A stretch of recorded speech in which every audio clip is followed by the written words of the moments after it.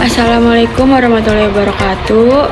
Perkenalkan, nama saya Ratu Tasya Zalfa Hamid, Fakultas Agama Islam, Prodi Manajemen Pendidikan Islam, kelas 2A dengan NPM 25106311200029. Di sini saya akan mengerjakan tugas UAL Sejarah Peradaban Islam. Baik, terima kasih. Di sini saya akan langsung jawab soal nomor 1. Piagam Madinah merupakan salah satu dokumen politik paling penting dalam sejarah Islam karena berhasil menyatukan berbagai kelompok masyarakat yang berbeda agama, suku, dan kepentingan politik dalam satu komunitas politik. Nah, melalui piagam ini Rasulullah menetapkan prinsip persamaan hak dan kewajiban, kebebasan beragama, serta tanggung jawab bersama dalam menjaga keamanan kota Madinah. Kebijakan tersebut menciptakan stabilitas sosial yang menjadi fondasi berkembangnya negara Islam pertama. Terus pada masa Khalifah Umar bin Khattab, wilayah Islam berkembang sangat luas sehingga diperlukan sistem administrasi yang lebih modern. Umar mengadopsi sistem diwan dari Persia untuk mengatur administrasi pemerintahan, pendataan tentara, dan pengelolaan keuangan negara. Kebijakan ini menunjukkan bahwa Islam bersifat adaptif terhadap budaya dan teknologi administrasi asing selama tidak bertentangan dengan prinsip syariat. Nah, kombinasi antara inklusivitas sosial Piagam Madinah dan efisiensi administrasi diwan memungkinkan negara Islam mempertahankan stabilitas politik di tengah ekspansi wilayah yang cepat. Nah, dalam konteks modern, prinsip tersebut relevan untuk menghadapi pluralisme sosial melalui toleransi, penghormatan terhadap keberagaman, dan pemerintahan yang profesional. Referensi saya dari Hamidullah Muhammad, The First Written Constitution in the World, Labor S.H. Muhammad Ashraf 1986. Yang kedua, Lapidus Ira M. A History of Islamic Societies, Cambridge University Press 2014. Baik, selanjutnya jawaban nomor 2. Dinasti Umayyah berorientasi pada ekspansi wilayah dan sentralisasi kekuasaan. Keberhasilannya terlihat dari luasnya wilayah Islam yang mencakup Spanyol, Afrika Utara, hingga Asia Tengah.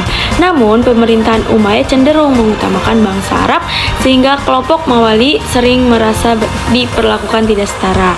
Kebijakan ini muncul ketidakpuasan sosial yang berujung pada berbagai pemberontakan. Sementara itu, dinasti Abbasiyah lebih terbuka terhadap berbagai etnis dan berhasil menciptakan masa keemasan Islam melalui perkembangan ilmu pengetahuan, ekonomi, dan budaya. Referensinya itu dari Hitti Philip K. History of the Arab, London, Macmillan Education 2002.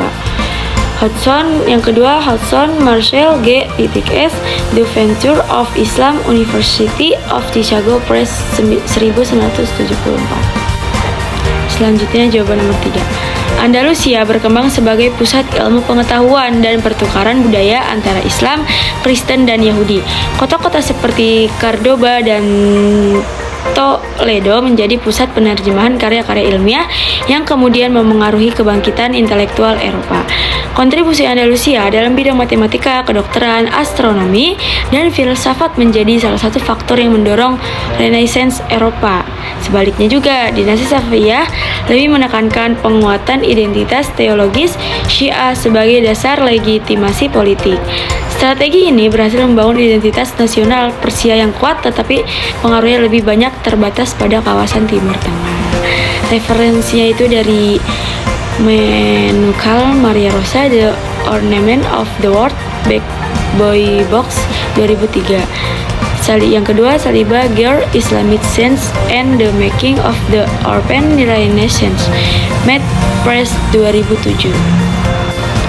Sebaiknya jawaban nomor 4. Invasi Mongol yang mencapai puncaknya dengan penghancuran Baghdad tahun 1258 menyebabkan kemunduran besar dalam peradaban Islam. Namun, perkembangan berikutnya menunjukkan perubahan yang menarik. Sebagai penguasa Mongol seperti dinasti Ilkhanate dan Mughal memeluk Islam dan justru menjadi pelindung serta pengembang peradaban Islam. Di sisi lain, Turki Utsmani mengembangkan strategi ekspansi militer yang didukung sistem birokrasi yang kuat. Nah, pendekatan ini memungkinkan mereka mempertahankan wilayah kekuasaan selama berabad-abad. Jika dibandingkan asimilasi budaya Mongol berhasil menciptakan transformasi identitas yang mendalam, sedangkan strategi Turki Utsmani lebih efektif dalam menjaga stabilitas politik dan keberlangsungan kekuasaan. Referensi itu yang pertama dari Borgan David, The Mongols, Blackwell Publishing 2007, yang kedua Farokhi Surai, The Ottoman Empire, A Short History, Princeton University Press 2009. Selanjutnya jawaban nomor 5.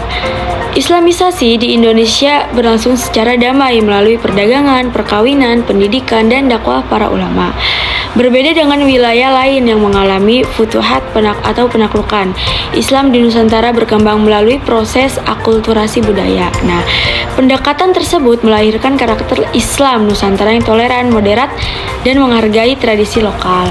Para wali dan ulama menggunakan media budaya seperti seni, bahasa, dan adat untuk menyebarkan nilai-nilai Islam tanpa menghilangkan identitas masyarakat setempat. Dalam menghadapi radikalisme global, model Islam Nusantara dapat menjadi solusi karena menekankan keseimbangan antara ajaran Islam dan realitas sosial majemuk. Referensi itu yang pertama dari Azra Aziumardi, Jaringan Ulama Timur Tengah dan Kepulauan Nusantara, Jakarta, Kencana 2013. Yang kedua, Lavan Michel, The Making of Indonesian Islam, Princeton University Press 2011. Lanjut, jawaban nomor 6. Peradaban Islam di Afrika memberikan kontribusi besar melalui pusat-pusat pendidikan seperti Universitas Al-Qarawiyah di Maroko dan Universitas Sankore di Timbuktu. Lembaga-lembaga tersebut menjadi pusat studi agama, ilmu pengetahuan, dan perdagangan internasional. Di Eropa, pengaruh Islam tampak melalui warisan Andalusia dan Turki Utsmani. Banyak ilmu pengetahuan Yunani yang diterjemahkan, dikembangkan, dan disebarkan oleh ilmuwan Muslim sebelum akhirnya dipelajari oleh bangsa Eropa. Nah, narasi eurosentris sering mengabaikan fakta bahwa perkembangan sains dan filsafat Barat banyak dipengaruhi oleh kontribusi intelektual Islam. Oleh karena itu, sejarah peradaban dunia harus dipahami sebagai hasil interaksi berbagai peradaban, bukan hanya produk Barat semata. Nah, referensi itu yang pertama dari Horwitz, John O. Timbuktu and the Shanghai Empire, Brill 2003. Yang kedua, Michel Maria Ross, The Ornament of the World, Back Bay Box 2003. Lanjut, jawaban nomor 7. Kehadiran Muslim di Amerika dan Australia sering dianggap sebagai fenomena modern. Namun, berbagai penelitian menunjukkan adanya hubungan pelaut Muslim Makassar dengan masyarakat aborigin Australia sejak abad ke-18. Selain itu, terdapat teori mengenai kemungkinan kontak Muslim dengan Amerika sebelum kedatangan Columbus. Nah, historiografi terjadi karena sejarah sering ditulis berdasarkan perspektif kelompok dominan sehingga kontribusi kelompok minoritas kurang mendapat perhatian. Akibatnya peran Muslim dalam sejarah kedua wilayah tersebut sering terabaikan.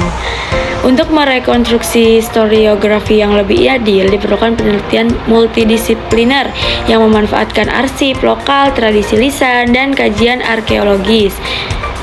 Nah, ini referensi itu yang pertama dari Steve Hanson, Peta Islam Dreaming Indigenous Muslims in Australia, UNSW Press 2010. Yang kedua, Diouf Shelvin, Servants of Allah, African Muslim Enslavement in the American NYU Press 2013. Selanjutnya jawaban nomor 8. Dalam Muqaddimah, Ibnu Khaldun menjelaskan bahwa peradaban berkembang karena adanya Ashabiyah, yaitu solidaritas sosial yang kuat. Ketika solidaritas tersebut melemah akibat konflik internal, kemewahan berlebihan dan hilangnya semangat kolektif, suatu peradaban akan mengalami kemunduran.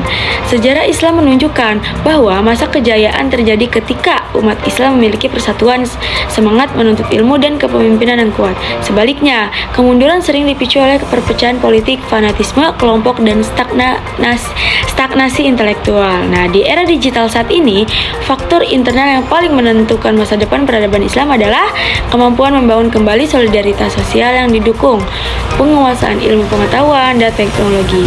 Umat Islam perlu meningkatkan literasi digital, memperkuat pendidikan, serta mengembangkan inovasi agar mampu bersaing dalam dunia global. Kesimpulannya itu, keberlangsungan peradaban Islam di masa depan sangat bergantung pada kemampuan menjaga persatuan, mengembangkan ilmu pengetahuan, dan beradaptasi dengan perubahan zaman tanpa kehilangan nilai-nilai dasar Islam.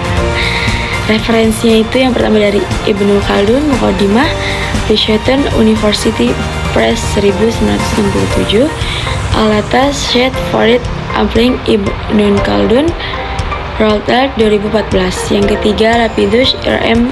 History of Islamic Society, Cambridge University Press 2014.